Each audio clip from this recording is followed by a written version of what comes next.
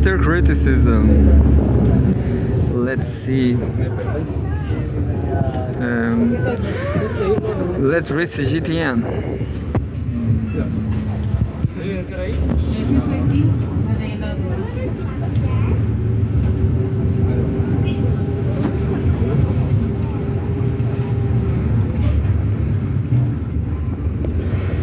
News about Finland, about technology. Technology, January 25. Driving sustainability, China-Finland partnership fuels green energy and tech innovation. Big text, huge text. I'm not going to read it because it's too...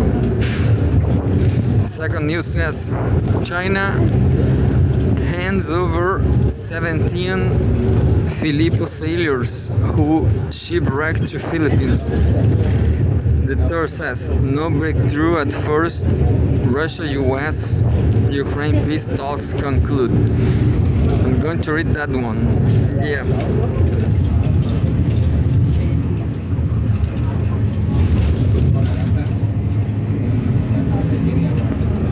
It says, no breakthrough at first, Russia, US, Ukraine peace talks concluded. Oh, 6 minutes. I'm going to read it because it's interesting. Li Tiang.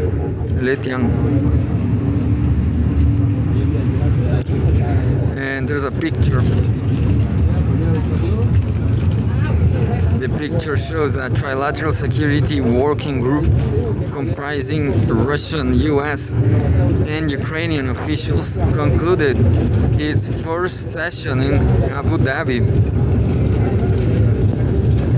The first trilateral talks between Russia, the United States, and Ukraine since the escalation of Russia-Ukraine conflict in February 2022 concluded in Abu Dhabi on Saturday following 2 days of negotiations.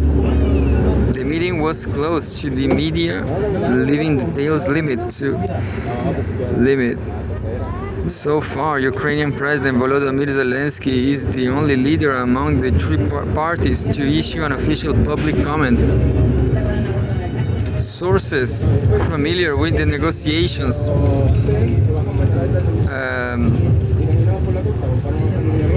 said that Russia and Ukraine made some progress on military-related issues, but failed to bridge differences over territorial questions, which remain the most contentious aspects of the talks. Participants for this trilateral security working group meeting include senior officials from all three sides, among them U.S. Presidential Envoy Steve Witkoff and Jared Kushner, U.S. President Donald Trump's son-in-law, Russia's military U.S. President Donald Trump's son-in-law. What the hell that means? Why the Donald Trump's son-in-law is there? Anyway. Russia's military intelligence chief Igor Kostyukov and senior Ukrainian officials including Kirilo Budanov, the chief of staff of the Ukrainian president, and Rustem Umerov, the head of Ukraine's National Security and Defense Council.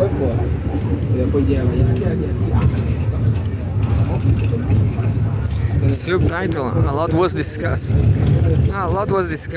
and it is important that the conversations were constructive. End quote. Zelensky said in his ex post. While not announcing any concrete outcomes, Zelensky said the talks focused on the possible parameters for ending the conflict. He noted that participants recognize the need for U.S. oversight of both peace progress and the implementation of any future security arrangements. Zelensky added that the U.S. side presented possible frameworks for ending the conflict, along with security conditions it believes will be necessary to support such an outcome. And there's a subtitle.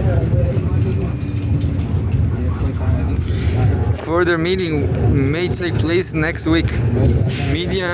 China Media Group CMG reporters learn from Russian sources that delegations from all three sides are expected to brief their respective governments after returning home, a point later confirmed by Zelensky.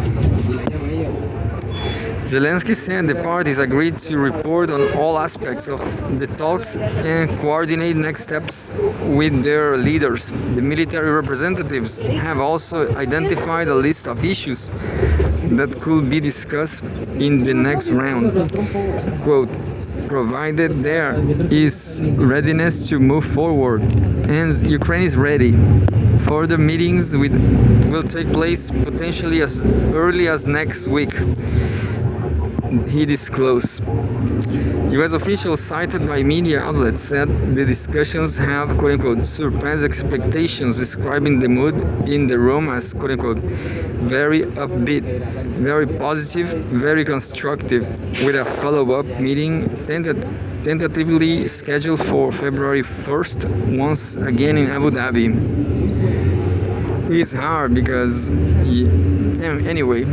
it's hard because this military is hard, but Russia already won. Territory issue at the core, that's the hardest thing. The United Arab Emirates, which helped organize the talks, said Russia and Ukraine officials engaged in direct interaction, end quote, during the meeting. Discussions reportedly center on core elements of a U.S. proposed, quote-unquote, peace framework. Russia has not released an official readout. However, after the talks, Deputy Foreign Minister Sergei Ryabkov reiterated Moscow's long-standing position, stressing that Russia continues to adhere to what it describes as basic understandings reached with the U.S. in Anchorage. A source close to the working group said territorial issues remain the most difficult obstacle. Russia's key demand is the withdrawal of Ukrainian forces from the Donbas region, with security-related details will still under discussion. On Thursday, a day before the trilateral meeting, Russian President Vladimir Putin met with U.S. negotiators, including Witkoff, at the Kremlin for more than 3.5 hours. On the same day, Trump met with Zelensky in Davos, Switzerland. Statements released afterward suggest those two separate meetings helped define the central focus of the subsequent trilateral talks: territorial issues. According to Ukrainian presidential ID, Yuri Ushakov's statement released after Putin's meeting with Witkoff, Moscow and Washington agreed that a lasting political solution will be impossible without addressing territorial questions. Zelensky made similar remarks describing territory as a key issue. Progress on military issues. A source familiar with the talks told CMG that negotiations were concluded in two stages. The first day focused on preliminary discussions, while the second day expanded into separate political and military working groups. In the political group, differences remain stark. Ukraine maintained that territorial discussions should be based at least on the current line of contact, while Russia insisted that Ukrainian forces withdraw from parts of the Donetsk region currently not fully under Russia's control. The military groups saw more tangible progress. The sides discussed issues including troop disengagement, ceasefire monitoring mechanisms, and the possible establishment of a ceasefire monitoring and coordination center. They agreed to prepare documents defining relevant terms ahead of the next meeting. During the talks, the Russian delegation initially opposed the involvement of NATO, the OSCE, or European countries supporting Ukraine in any monitoring mechanism, but later accepted a framework involving Russia, Ukraine, and the United States. Sources also said the issue of an energy ceasefire was not discussed. The parties agreed to continue negotiations in the same format in about a week. So far, apart from information on future arrangements, none of the detailed positions attributed to the talks have been officially confirmed by the parties involved. I'm going to read fast now. A US official cited by the Reuters said those talks could help lead to a direct meeting between Putin and Zelensky. Quote, those parts of meetings have to happen in our view before we get a bilateral between Putin and Zelensky or a trilateral with Putin, Zelensky, and President Trump, end quote, said the official speaking to the agency on condition of anonymity, quote, but I don't think we are so far away from that, end quote. I'm going to leave it here. There's a last one says, fighting continues as talks proceed.